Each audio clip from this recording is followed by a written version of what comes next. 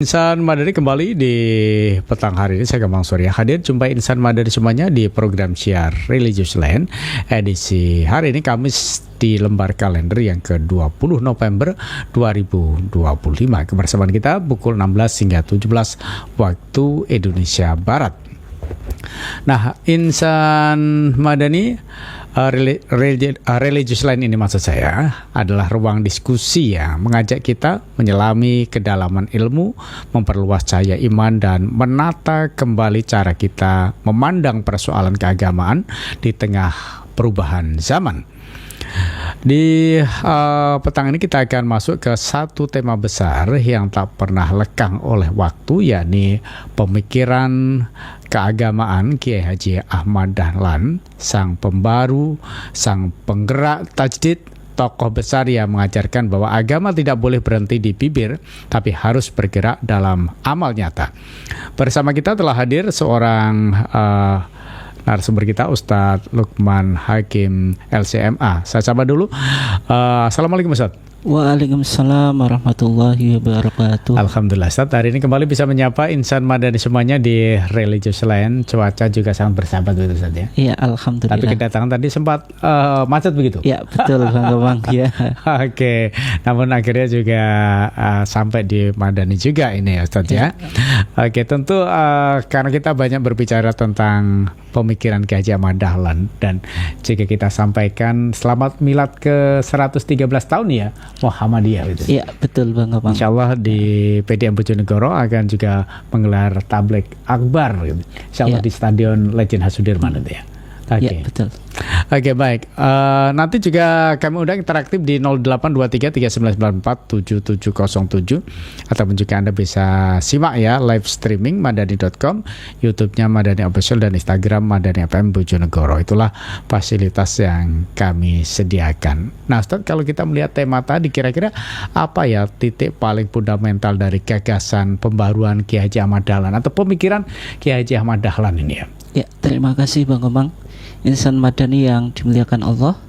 Jadi topik kita cukup menarik karena kita bicara tentang sosok yang merupakan reformis, pembaru dalam dunia keislaman atau dalam pemikiran keislaman di Indonesia. Ada salah satu organisasi yaitu Muhammadiyah ya. Muhammadiyah termasuk organisasi yang terbesar di Indonesia, memiliki jutaan amal usaha, baik sekolah, universitas, kemudian rumah sakit, kemudian juga panti asuhan dan seterusnya ya. Dan usia Muhammadiyah untuk tahun ini sudah berusia 113 tahun Bang Gembong. Berarti 1 abad lebih Muhammadiyah bisa bertahan dalam menyuarakan Islam sebagai gerakan Islam, gerakan dakwah, dan juga gerakan tajdid yang mana usianya sudah 113 tahun, usia yang cukup panjang, dan tentu Muhammadiyah memiliki segudang prestasi. Ketika kita bicara tentang milad Bang Gembong, tapi sebelumnya biasanya ini kok Muhammadiyah mau milad gitu. Tapi kalau maulid atau maulud itu kok kadang diadakan, kadang tidak ya. Dan kalau kita lihat di dalam fatwa tarjih Insan Madani, di Muhammadiyah itu ada majelis tarjih yang diantara fungsinya mengeluarkan fatwa, dan berkaitan dengan topik atau pembahasan tadi ya, kenapa kok Muhammadiyah sebagaimana Bang Gembong sampaikan tadi, PDM Bojonegoro mau mengadakan milad tablek ya, insyaallah hari Sabtu ya Bang Gembong. Iya, insyaallah. Ini kok bikin perayaan gitu. Padahal kalau maulid kadang bikin, kadang enggak, tergantung kebutuhan ya. Tapi kalau milad itu secara umum memang dirayakan. Ya kenapa? Karena milad itu muamalah dunyawiyah, perkara keduniaan yang masuk dalam bingkai antum a'lamu bi umuri dunyakum, sebagaimana hadis Nabi ya. Kamu sekalian lebih tahu bagaimana mengurusi keduniaan.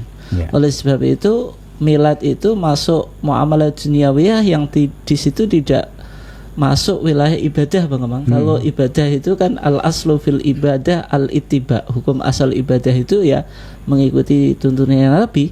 Tapi milad ini dihubungkan dengan bagaimana kita bersyukur bahwasanya usia Muhammadiyah itu sudah 113 dan itu nggak ada hubungannya dengan ibadah maghdoh. Meskipun kalau kita merayakan milad sebagai semarak dakwah Islam, ya tentu bisa disebut ibadah Bang Omang, tapi bukan ibadah maghdoh, tapi ibadah ghair maghdoh. Ya, karena sama dengan mulutan. Ya demikian juga maulidan atau muludan. Muhammadiyah juga tidak anti. Oh gitu. Di masyarakat kan kadang-kadang salah dipahami ya.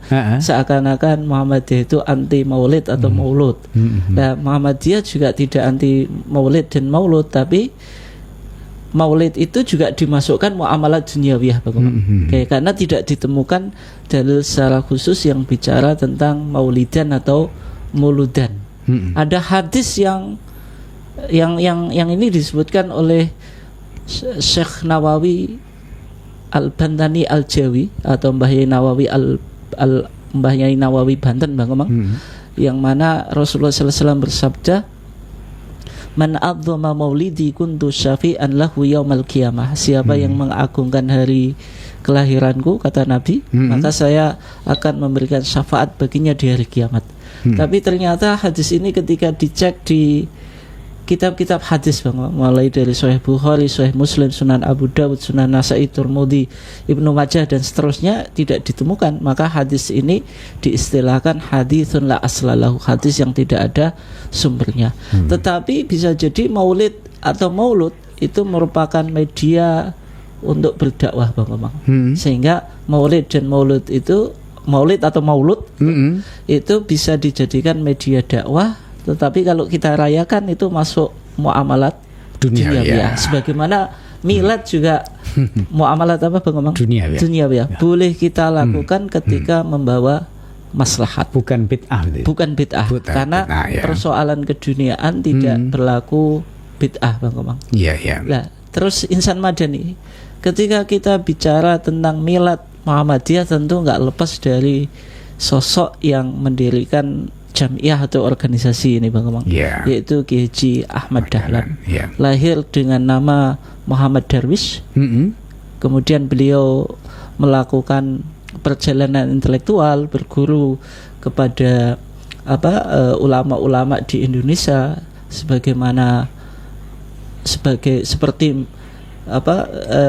Kiai Haji Soleh Deret Bang Omang dari Semarang itu. Dan ketika itu Mbah Hasyim Asy'ari dengan Kiai Haji Ahmad Dahlan itu nyantri dengan tunggal guru Bang Omang, atau gurunya sama, yaitu Kiai Haji Soleh Deret dari Semarang itu. Dan ketika itu Mbah Yai Ahmad Dahlan itu usianya 2 tahun lebih tua daripada Kiai Haji Hasyim Asy'ari. Mbah Hasyim Asy'ari itu ketika itu umurnya 14 tahun, Mbah Yai Ahmad Dahlan 16 tahun. Sehingga Mbah Hasyim Asy'ari yang merupakan pendiri NO, organisasi di Indonesia NO yang memiliki jumlah pengikut yang cukup banyak, itu lebih kecil atau junior daripada daripada Kiai Haji Ahmad Dahlan, sehingga memanggilnya itu Kang Mas Bang Komang. Nah, kemudian Mbah Yai Ahmad Dahlan juga melakukan perjalanan intelektual mencari ilmu sambil berangkat haji ke Mekah, sebagaimana tradisi ulama-ulama kita dulu Bang. Ulama-ulama kita dulu kenapa kok keilmuannya luar biasa? Karena mereka memiliki tradisi pergi haji itu sambil menimba ilmu. Nah, hanya saja kalau konteks sekarang hajinya semakin tahun semakin banyak Bang Komang kuotanya, tapi haji sambil rekreasi, tidak haji sambil mencari ilmu sebagaimana ulama kita kan gitu. Sehingga sekarang banyak orang yang bergelar haji tapi keilmuannya ya nggak bertambah gitu. Ya hanya menunaikan ibadah haji, dan kadang haji sambil Bang Komang rekreasi. Tapi kalau ulama-ulama dulu, tradisi ulama-ulama dulu berangkat haji dengan naik kapal dan berbulan-bulan dan bahkan bertahun-tahun Bang Omang itu digunakan untuk mencari ilmu. Nah, Mbah Yai Ahmad Dahlan sebagaimana juga Kiai Haji Hasyim Asy'ari berangkat ke Mekah dan berguru kepada ulama-ulama yang ada di sana. Misalnya Syekh Mahfud At-Turmusi, ini ulama Indonesia dari Termas Pacitan yang hidup di sana Bang Omang. Kemudian Syekh Khotib Minangkabau itu ya dari Sumatera Bang Komang. Kemudian juga pernah berguru kepada Mbah Yai Nawawi Al-Bantani, dan juga guru beliau yang menarik itu yaitu Syekh Sayyid Abu Bakar Soto Ad-Dimyati. Ini Sohibu I'anatul Thalibin, pengarang kitab I'anatul Thalibin yang merupakan syarahnya Fathul Mu'in Bang Komang. Yang mana kitab ini banyak dikaji di dunia pesantren, dan ternyata pendiri Muhammadiyah itu gurunya juga sebagaimana gurunya ulama-ulama di Indonesia Bang Omang, yaitu Said Abu Bakar Soto Ad-Dimyati, dan bahkan yang ngasih nama Ahmad Dahlan, Mbah Ahmad Dahlan kan berangkat haji itu kan namanya Muhammad Darwis. Kemudian ganti nama sebagaimana tradisi umumnya umat Islam di Indonesia ketika berangkat haji, habis haji kan namanya di sana ganti nama Bang ya. Nama baru. Ya, nama baru yang merekomendasikan itu Sayyid Abu Bakar Soto Ad-Dimyati, yaitu pengarang kitab tadi I'anatul Thalibin, kitab yang cukup populer di dunia pesantren. Nah, tetapi yang menarik Bang Komang, Mbah Yai Ahmad Dahlan itu beliau itu terpukau atau tertarik terhadap pemikiran-pemikiran pembaruan terutama dari 3 serangkai yang ada di Mesir itu, yaitu tokoh 3 serangkai di Mesir yang merupakan pioner dalam pembaruan di dunia Islam itu, mulai Syekh Jamaluddin Al-Afghani, kemudian punya murid Syekh Muhammad Abduh, punya murid Syekh Muhammad Rasyid Ridho. Sehingga sebenarnya Mbah Yai Ahmad Dahlan itu background keilmuannya itu ya sebagaimana ulama-ulama yang ada di Indonesia Bang Omang. Nah, ada buku yang menarik, yaitu buku yang judulnya Pelajaran K.J. Ahmad Dahlan ini ya, yang ditulis oleh K.J. Raden Hajid. Beliau ini murid termudanya Mbah Yai Ahmad Dahlan Bang. Beliau ini di antara muridnya yang mendokumentasikan pemikiran K.J. Ahmad Dahlan Bang Omang. Beliau nyantri dan berteman dengan Mbah Yai Ahmad Dahlan itu kurang lebih 6 tahun. 6 tahun. Nah, ya, kemudian apa yang ia peroleh dari Mbah Yai Ahmad Dahlan itu dibukukan menjadi buku namanya Pelajaran K.J. Ahmad Dahlan 7 Falsafah Ajaran dan 17 Kelompok Ayat Al-Quran. Nah, di buku ini menarik Bang Omang karena dijelaskan tentang bacaan atau kitab atau buku apa yang dibaca oleh Mbah Yai Ahmad Dahlan. Nah, ini penting Mbak Komang karena kita sekarang itu problemnya banyak kiai, banyak ulama atau banyak orang yang ngaku alim tapi nggak punya referensi kitab lah itu. Tapi Mbah Yai Ahmad Dahlan bukan seperti itu. Mbah Yai Ahmad Dahlan dalam buku ini dikatakan bahwasanya kitab-kitab yang mula-mula dibaca oleh Mbah Yai Ahmad Dahlan itu sebagaimana kitab-kitab yang dikaji oleh ulama-ulama yang ada di Indonesia. Misalnya dalam bidang akidah ya belajar kitab-kitab yang beraliran Ahlus Sunnah wal Jamaah. Dalam kitab fikih ya belajar mazhab Syafi'i Bang, sebagaimana umumnya orang yang atau ulama di Indonesia. Dalam ilmu tasawuf, Mbah Yai Ahmad Dahlan itu banyak merujuk pada kitab-kitabnya Imam Ghazali Bang, yaitu Hujjatul Islam, seorang ulama yang terkenal diantaranya dalam ilmu tasawuf ya, punya kitab yang sangat monumental yaitu Ihya Ulumuddin, kitab yang bicara tentang tasawuf. Tetapi Mbah Yai Ahmad Dahlan yang menarik Bang, di samping beliau punya background keilmuan pesantren tradisional, tapi beliau tertarik terhadap pemikiran-pemikiran pembaruan, yaitu yang terutama tadi yang berasal dari Mesir ya, yang dipelopori oleh Syekh Jamaluddin Al-Afghani, kemudian Syekh Muhammad Abduh dan Syekh Muhammad Rasyid Ridho.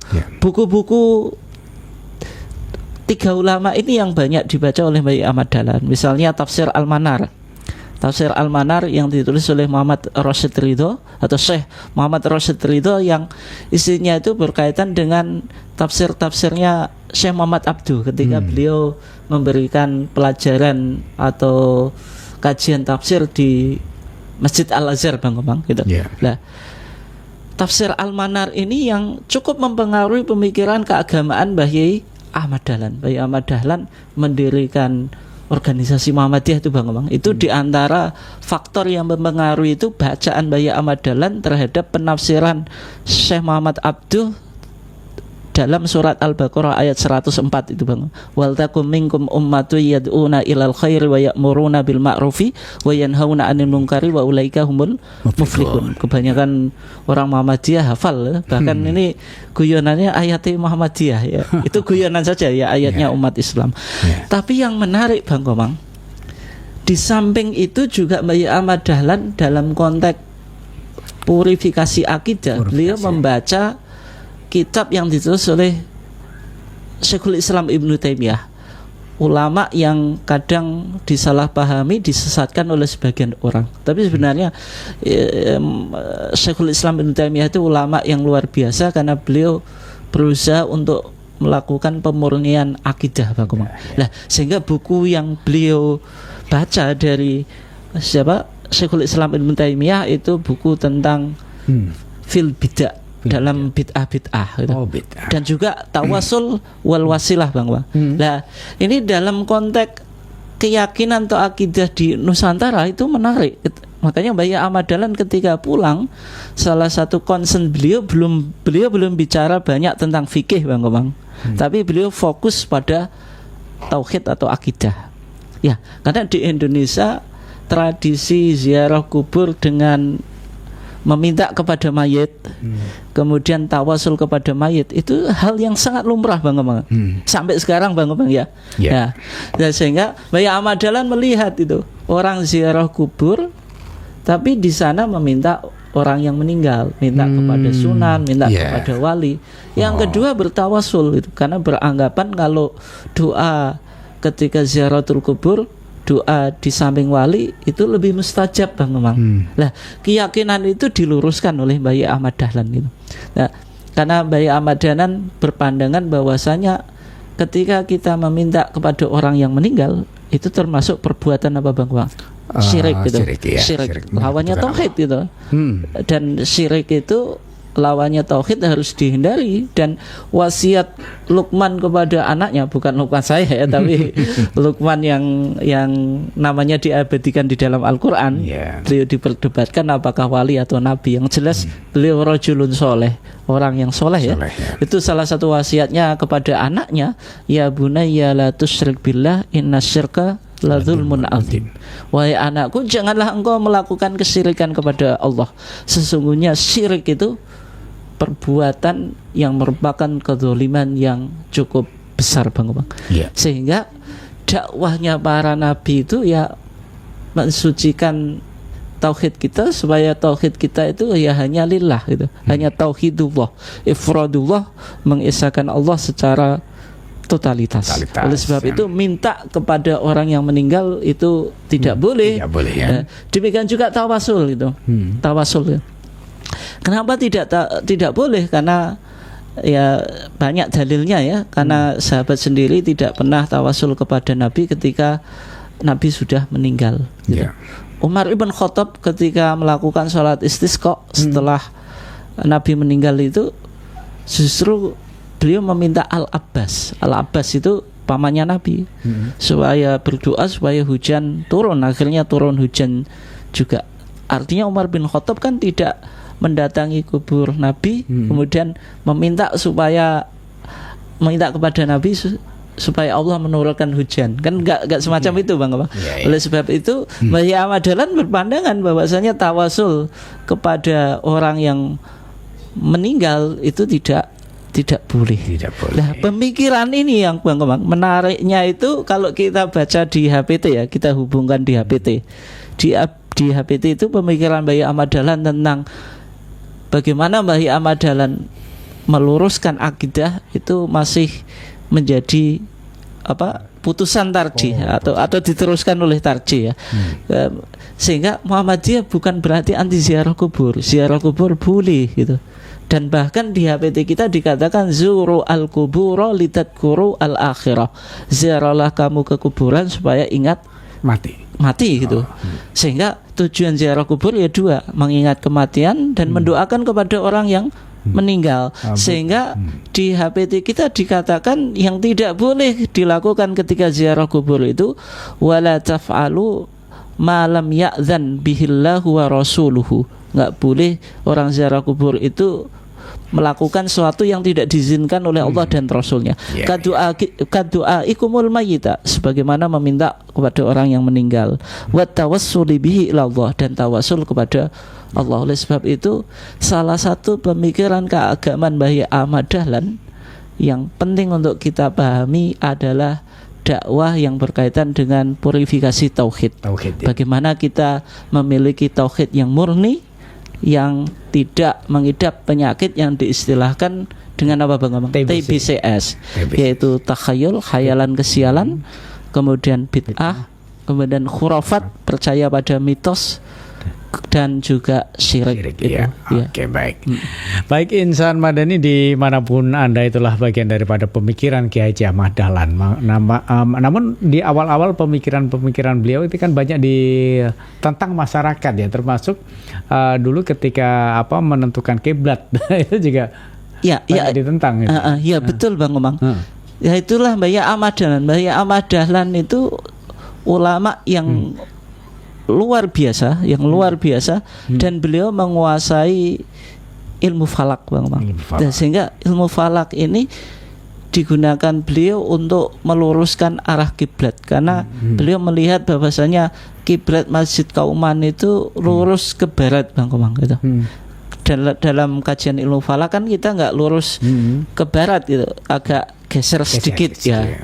Lah dengan pendekatan ilmu falak itu beliau mencoba meluruskan kiblat Masjid Kauman, tapi sama penghulu di sana gitu, sama khotib, yaitu semacam jabatan resmi yang berkaitan dengan keagamaan, itu ditolak gitu, ditolak itu. Bahkan garis yang dibuat oleh Mbah Ahmad Dahlan itu dirusak itu. Tapi Mbah Ahmad Dahlan nggak berhenti di sini saja Bang Amang.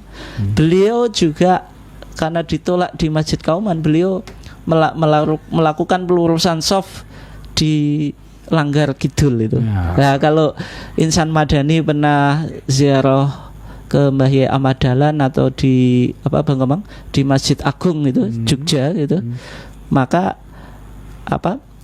masjid ke belakang itu Bang Amang, itu kan ada langgar budaya yang sekarang menjadi cagar budaya ya Bang, yang sudah dilindungi oleh pemerintah. Nah, di lantai atas itu masih ada ketika Mbah Ahmad Dahlan meluruskan arah kiblat, digores-gores gitu Bang Komang lantainya. Kemudian masyarakat juga menentang Bang Komang. Akhirnya musolanya dibakar gitu. Kemudian dibangun lagi gitu. Nah, itu tantangan yang dihadapi oleh Mbah Ahmad Dahlan.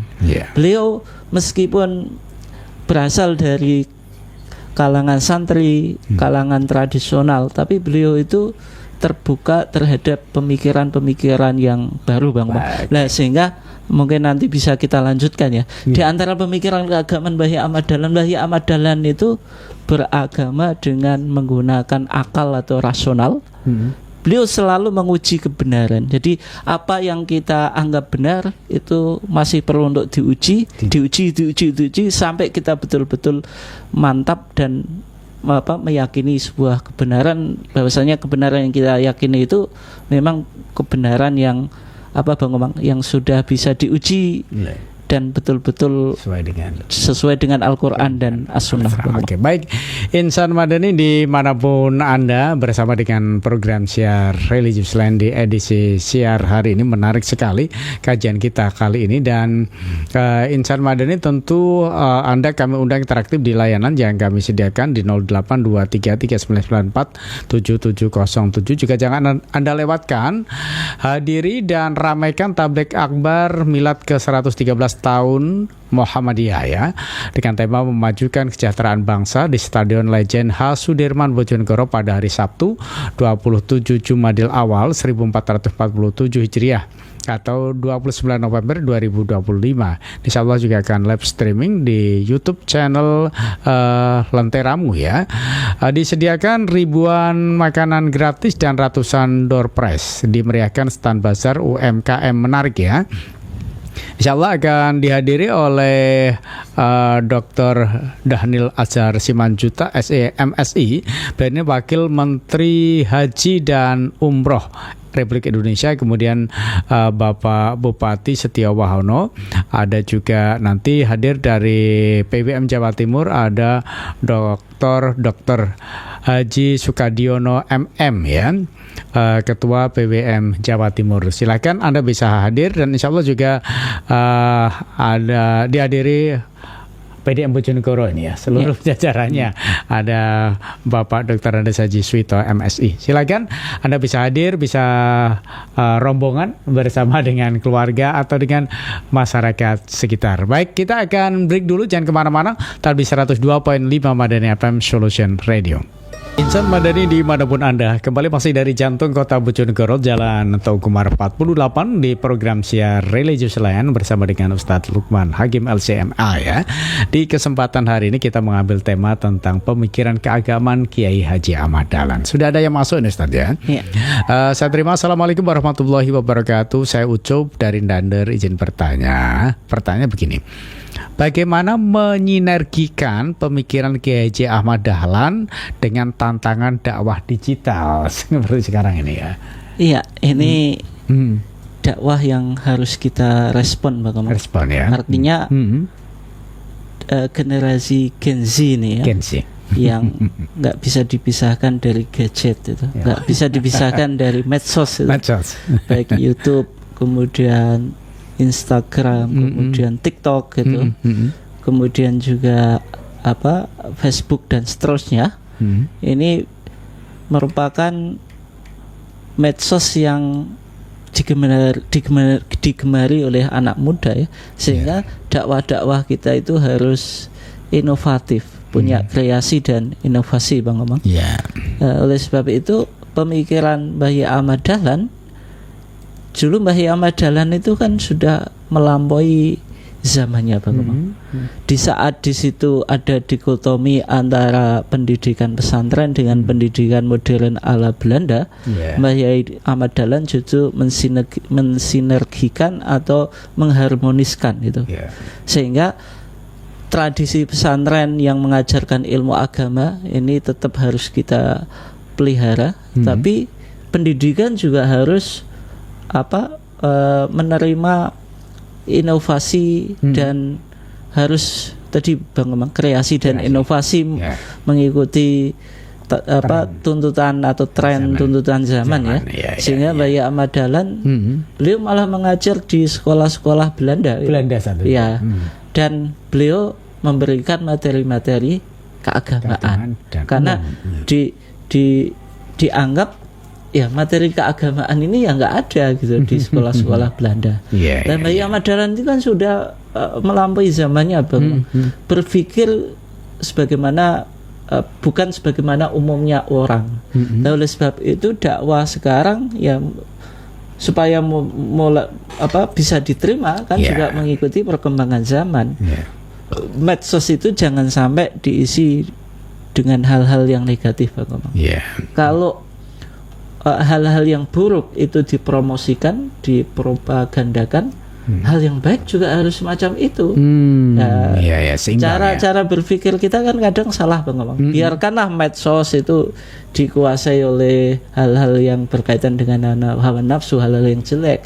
Sedangkan dakwah ya sudah di masjid saja, nggak perlu didokumentasikan dan seterusnya. Lah itu berpikir yang tidak sesuai dengan tantangan zaman. Oke, seperti siaran kita saat ini. Termasuk siaran kita kan di Madani tidak hanya on air, tapi juga ada YouTube, live streaming lewat YouTube juga. Ini bagian dari inovasi dan kreasi dalam kita melanjutkan risalah dakwah Bayi Ahmad Dahlan yang sejak awal sudah berkemajuan. Oh iya, nah, iya. Ini yang penting, sekaligus pemikiran keagamaan Bayi Ahmad Dahlan itu mengajak kepada kemajuan. Sebagaimana Islam itu sendiri kan al-Islamu ya'lu wala yu'la alaih. Dan pesannya Bayi Ahmad Dahlan Bang Omang yang menarik kepada santriwati ini. Karena pengajiannya Bayi Ahmad Dahlan itu bukan untuk kaum bapak-bapak atau kaum laki-laki, tapi Bayi Ahmad Dahlan juga concern pada santriwati, pada ibu-ibu. Bahkan di situ ada komitmen Bang Omang. Ketika Bayi Ahmad Dahlan mendirikan pengajian wal asr, ini khusus untuk ibu-ibu ya. Ketika itu ada komitmen, siapa yang mau gabung, mau join di pengajian ini, syaratnya harus komitmen istiqomah. Kalau nggak bisa hadir, izin. Nggak boleh tidak hadir tanpa keterangan Bang. Sebagaimana umumnya kajian di masyarakat kan ngaji itu kan nggak ada komitmen Bang Omang. Lebih komitmen ngopi daripada ngaji itu. Kalau ngopi itu absen, bilang temannya mohon maaf saya nggak bisa ikut ngopi sekarang. Tapi kalau ngaji ya nggak ada pemberitahuan ustadznya, nggak ada pemberitahuan ke takmir, pokoknya nggak datang gitu.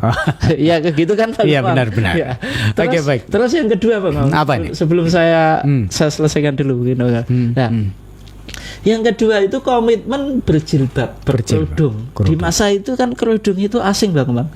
Kalau kita lihat foto-foto zaman kemerdekaan itu banyak wanita-wanita muslimah tapi pakaiannya kan belum bisa berukut Bang Omang.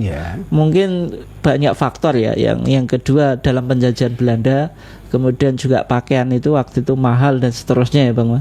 Nah, Bayi Ahmad Dahlan sudah punya komitmen, siapa yang ikut kajian wal asr ini ya harus berkerudung. Dan menariknya Bang Omang, salah satu wasiatnya Bayi Ahmad Dahlan kepada para santriwati nanti menjadi jargon bagaimana pemikiran keagamaan Muhammadiyah itu, dadiyo awakmu kiai sing kemajon. Lan ojo kesel-kesel anggonmu nyambut gawe kanggo Muhammadiyah. Jadi Bayi Ahmad Dahlan itu sudah berpikir Islam itu harus maju. Kaum perempuan jangan hanya tiga tugas itu Bang Omang, yaitu kasur, dapur, sumur. Hanya pekerjaan domestik, dalam artian Bayi Ahmad Dahlan sudah berpikir nanti bagaimana wanita itu berkemajuan. Demikian juga organisasi Muhammadiyah itu harus berkemajuan. Yaitu Bang Omang. Oke, saya lanjutkan untuk pertanyaan kedua Ustaz. Apa perbedaan paling mencolok antara pembaruan Kiai Haji Ahmad Dahlan dan pembaruan tokoh Islam modern lainnya ya? Bedanya apa nih? Kalau Bayi Ahmad Dahlan itu pembaruan itu yang pertama yaitu bagaimana kita merespon ketinggalan umat Islam itu. Karena ketika itu kan masa penjajahan Bang Omang. Indonesia dijajah Belanda, negara-negara Islam yang lain dijajah Inggris, dijajah Perancis. Oleh sebab itu umat Islam itu kan tertinggal gitu. Tertinggal dalam konteks apapun gitu. Keilmuan kita, kemudian kekayaan kita, dan negara kita statusnya juga dijajah gitu. Sehingga untuk membangkitkan dari keterpurukan dalam segala bidang ini Bang Omang, Bayi Ahmad Dahlan ingin tadi Bang Omang, bagaimana Islam ini tetap berkemajuan. Nah, concernnya Bayi Ahmad Dahlan ketika itu di dunia pendidikan Bang Omang. Para ulama sibuk ngurusi pendidikan pesantren, meninggalkan ilmu umum Bang Omang. Bayi Ahmad Dahlan itu kan malah aneh Bang Omang. Dia masuk di sekolah-sekolah Belanda gitu, sekolah Belanda yang notabene-nya nggak ada pelajaran agama, diisi pelajaran agama. Sehingga tadi gagasan Bayi Ahmad Dahlan dalam konteks pendidikan tadi mensinergikan antara pendidikan agama dengan pendidikan umum. Yang kedua, pembaruan Bayi Ahmad Dahlan itu ya karena dipengaruhi oleh dari Mesir itu 3 serangkai tadi ya, Syekh Jamaluddin Al-Afghani, Syekh Muhammad Abduh, kemudian Syekh Muhammad Rasidri itu semuanya itu bawa jargon aruju ilal Quran wa sunnah, kembali pada Quran dan as-sunnah. Demikian juga Bayi Ahmad Dahlan dipengaruhi oleh Syekh Muhammad bin Abdul Wahab dalam konteks purifikasi tauhid supaya tauhid kita tidak mengidap penyakit TBCS tadi, tahayul bid'ah khurafat syirik. Dan Mbah Yai Ahmad Dahlan juga dipengaruhi oleh ulama-ulama Nusantara, Syekh Khotib Minangkabau, kemudian juga Budi Utomo dan seterusnya, Bang. Ya, artinya pemikiran Mbah Yai Ahmad Dahlan itu kompleks gitu loh. Tapi beliau yang menarik itu mengkompromikan antara pemikiran tradisional dengan pemikiran modern, Bang. Mbah Yai Ahmad Dahlan juga yang menarik di dalam kitabnya Haji Raden Hajid itu. Mbah Yai Ahmad Dahlan itu punya zakat. Zakat itu kecerdasan. Kecerdasan dalam apa? Dalam memahami kitab-kitab kuning sebagaimana di dunia pesantren. Jangan dikira Mbah Yai Ahmad Dahlan itu karena berpikiran modernis kemudian kitabnya hanya putih saja, tidak semacam itu, Bang. Beliau juga pandai dalam kitab kuning, tetapi beliau itu terbuka, rasional, selalu menguji apa yang ia yakini. Sehingga salah satu pemikiran yang beliau kritik dari keyakinan yang umum diyakini oleh umat Islam di Indonesia itu taklid buta. Taklid buta atau blind following, mengikuti kiai, mengikuti kitab kuning tanpa melakukan sikap kritis gitu. Kitab kuning sudah Bang Koman, taken for granted, harus diterima tuh, nggak boleh dikritik. Mbah Yai Ahmad Dahlan tetap menguji apakah sesuai dengan dalil Quran dan Sunnah, sehingga di dalam rapat tahunan Muhammadiyah, Mbah Yai Ahmad Dahlan selalu berwasiat supaya warga Muhammadiyah kembali pada Quran dan As-Sunnah. Itu cukup, wasiat yang beliau sering sampaikan. Saya lanjutkan Ustaz, karena waktu sudah sangat terbatas ya. Saya terima lagi Ustaz, bagaimana cara memahami ajaran Kiai Haji Ahmad Dahlan agar tidak hanya hafal tapi benar-benar teraplikasi dalam kehidupan. Pertanyaan yang kedua saya keliru nih tadi. Saya bacakan ya. Pertanyaan keduanya.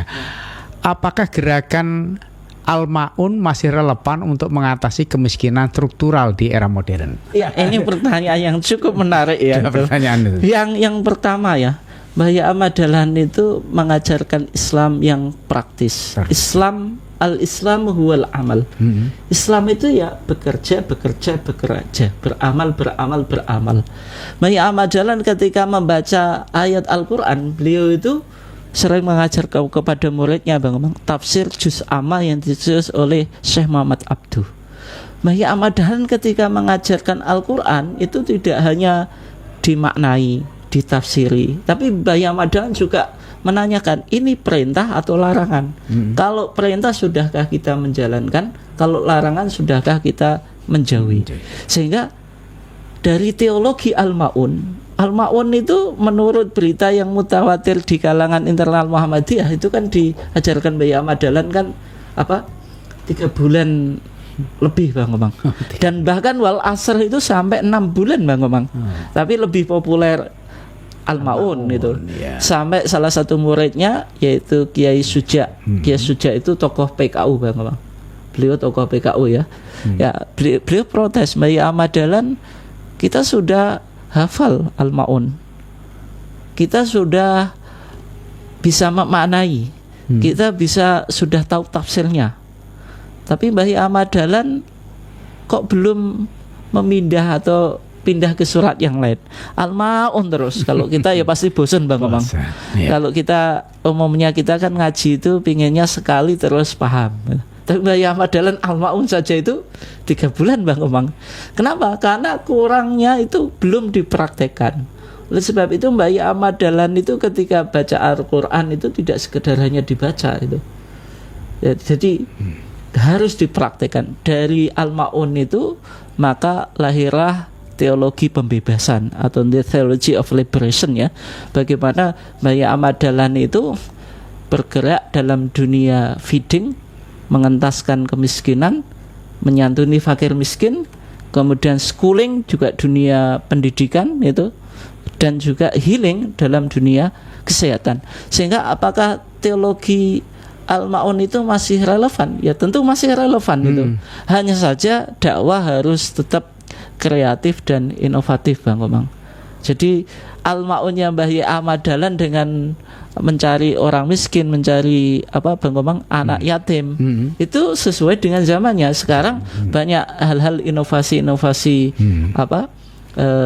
bagaimana kita menyantuni fakir miskin, kemudian memerangi kemiskinan dan juga memerangi korupsi. Itu juga salah satu dari isi dari teologi Al-Ma'un gitu. Nah, pejabat Bang Komang sangat rakus itu, yang dimakan tapi uangnya rakyat.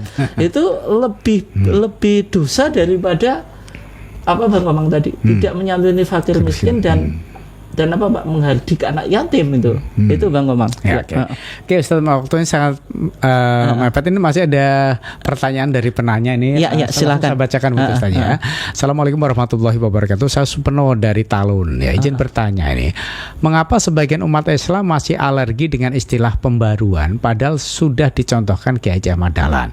Yang kedua, apa langkah pertama yang bisa dilakukan remaja agar dekat dengan semangat tajdid ala Kiai Haji Ahmad Dahlan? Nah, ini cukup menarik ini. Sayang waktu kita sudah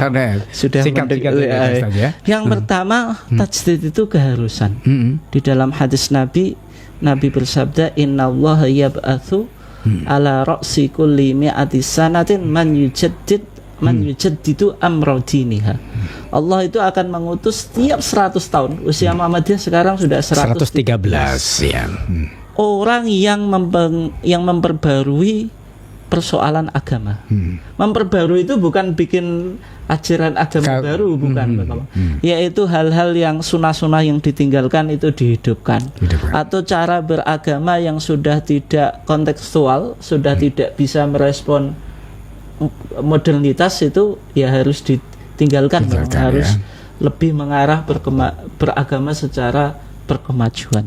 Nah, oleh sebab itu sebenarnya gagasan pembaruan itu bukan sesat, karena salah satu pemikiran yang dilawan oleh Mbah Ahmad Dahlan itu kan paham fanatisme madhabi, Bang. Fanatik madhab itu beranggapan bermadhab Syafi'i atau bermadhab Asy'ari dalam akidah tasawuf Ghazali. Tidak menerima pembaruan gitu. Mbah Ahmad Dahlan bukan berarti anti Syafi'i, enggak, anti madhab Syafi'i enggak. Mbah Ahmad Dahlan tadi juga punya background dari kalangan Syafi'iyah, Bang, atau belajar fikih-fikih Syafi'i. Artinya pembaruan itu bukan hal yang negatif ya. Apalagi pembaruan yang memang betul-betul dirumuskan dan diinspirasi dari Al-Quran dan Sunnah itu. Nah, yang kedua, bagaimana tadi memunculkan spirit pembaruan kepada generasi muda. Lah ini PR kita ya, Bang Komang. Generasi Gen Z ini kan sudah gadget terus gitu. Kalau diajak ngaji itu nggak mau gitu. Ya sebenarnya tadi medsos harus menjadi media di dalam kita berdakwah ya. Generasi muda itu di samping pegang HP, pegang atau main YouTube atau apalah medsos apapun itu yang positif gitu. Kemudian juga jangan hanya di medsos, dekati ulama-ulama, orang-orang yang pandai agar ilmu kita itu betul-betul ada sentuhan rohani. Benar. Kalau kita hanya lewat medsos itu kita nggak tahu kepada guru kita kan jauh banget. Beda dengan guru yang nyata. Jadi dua-duanya harus seimbang sehingga kita bisa menggali spirit dari Mbah Ahmad Dahlan, bagaimana Mbah Ahmad Dahlan itu seorang reformis yang berpikir sudah melampaui zamannya gitu. Oke, baik. Terima kasih, Ustaz. Waktunya sudah sangat terbatas ya. Baik, pertanyaan sudah dijawab ya, meskipun di akhir agak sempit kita menjawabnya, namun saya kira sudah mengena apa yang disampaikan oleh pendengar tadi. Baik, Insan Madani, terima kasih kebersamaan Anda. Saya Gemang Sorea yang bertugas segera undur diri. Selamat berpisah. Fastabiqul khairat. Wassalamualaikum warahmatullahi wabarakatuh.